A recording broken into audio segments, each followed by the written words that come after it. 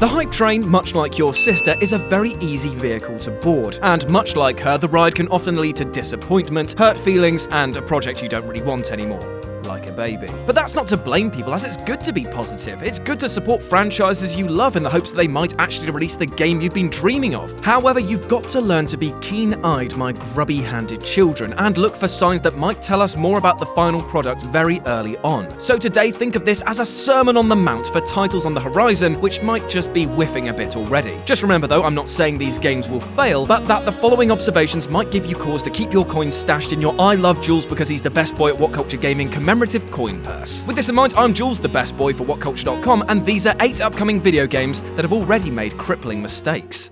Number 8. Crackdown 3 ditching its only unique idea. Okay, so Crackdown 3 got a lot of attention in 2015 when Microsoft announced that using the power of the cloud that they would give the game the processing power of 20 Xbox Ones. Now, I'm not intelligent enough to know how this works, but boy howdy was I intrigued. Skip to 2017 and we see that this feature, which let's face it sounds f***ing amazing, seems to have been dialed back quite a bit. The feature is still in the game, but it's limited to the multiplayer, with the single-player experience being capped to just your own console's processing power. Now, what does this mean for Crackdown going forward? Well, nothing new it seems. Apart from that big USP, it's just another open-world gangbang of big bangs. Now, there's nothing wrong with that, but it does seem a little fishy that Microsoft is squeezing this out at the end of this year. It might be a sign that they don't have much faith in their product. Number 7. Days Gone having zero identity. Okay, I'll rephrase that. It has some identity, but it's the stuff we've seen before. Apocalypse Tale this, zombies and open worlds that, been there, killed that. And all the footage we've been shown is focusing hard on how many mobs it can chuck at you, with the stealth and shooting feeling very lifted from The Last of Us. I want to be proved wrong, but as it stands, what does Days Gone have to offer that we've not seen before? That, detective, is why you should take everything released on this game with a pinch of cocaine. I mean salt. Number 6. Uncharted: The Lost Legacy is possibly focusing on the wrong characters. The upcoming expansion for Uncharted 4 is essentially a new game in its own right, being released later this year as a standalone piece of DLC entirely separate from the base experience. It's also the first release without the series star Nathan Drake at the helm, as The Lost Legacy is instead putting the focus on series veteran Chloe Fraser and newcomer, as of Uncharted 4, Nadine Ross. Now, Naughty Dog are no stranger to awesome titles, but doesn't it seem really odd that instead of Sully or Sam, we get Chloe and Nadine? Surely those characters have more mileage, as we've been with them through most of the franchise. It's not a deal breaker by any stretch, but it makes you wonder if this was the right pair for the last note of this franchise. Number 5. Marvel vs. Capcom Infinite's tiny roster. Never has my excitement turned so sour so quickly when the roster release for the upcoming MVC game surfaced online. What was looking to be a promising, if a little gimmicky fighter took a nosedive on my expectations when I realized that there would only be 27 characters on launch. This from a franchise which easily boasted 40+ fighters on every other game per average. I was further angered when I realized my entire A-Team lineup wouldn't even be in the game, as all X-Men characters have been cut and some of the more creative Capcom characters binned. While I'm still keen to see how the new additions shape up, it's a worrying thought that this is not going to be the same franchise that I, and many the world over, used to love.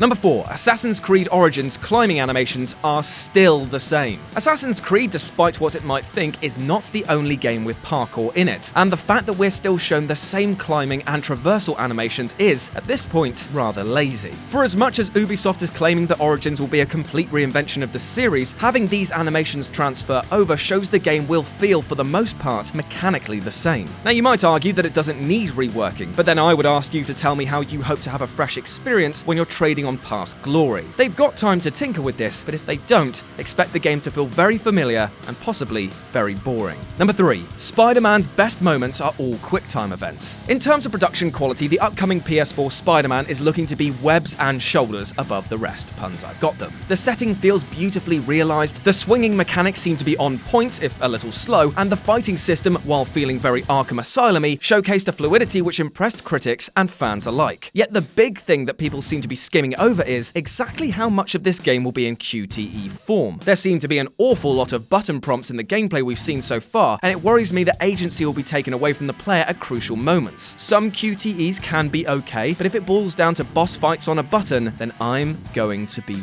raging.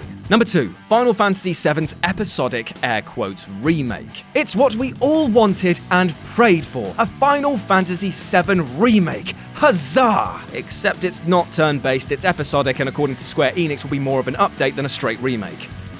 great. It seems to be borrowing the combat from Final Fantasy XV, which is no bad thing, but that's not the point. The whole reason we wanted a remake is because it's a game that spoke to a generation, initiating many into the crazy world of the JRPG. This reimagining seems to be catering for a new audience, trading off nostalgia but remodeling it as it does. What this means for the project is that fans of the old are put off every time a new trailer or a comment comes out stating that they're undoing all of the things that made the game great, and it makes me and my inner child very worried. And number 1, Call of Duty World War II listened to the air quotes fans. Now, this heading is a double-edged sword, as Infinity Ward have listened to their fans, but have clearly not considered that their fans might be wrong. I'm sorry if that comes off as condescending, as to be honest, I used to be a die-hard COD fan. But what I mean is that while the devs have ditched the jetpacks and put boots back into trenches once more, which is something that the fans have been crying for ages, in doing so, they're removing some of the advancements in gameplay the franchise was making. If you strip away all the tech, all the air parkour, it's true you'd have a game that feels similar to World at War, but wouldn't that also feel extremely dated? The XP grind, the unlocking of weapons and perks was great back in the early 2000s, but after the pretty ingenious Pick 10 system and other advancements, is it going to be able to give the series the boost it needs? Only time will tell, but it's enough to make you wary when all the devs seem to be addressing is the setting and not the issues with the now decades-old gameplay. But you know what? I want them to prove me wrong. And that's our list. Got any other games which are making you go, rather than hot dang? Well, let me know about them in the comments section below. And why not swing by whatculture.com for more news and articles like this every goddamn day. As always, I've been Jules, you've been awesome, and I'll speak to you soon.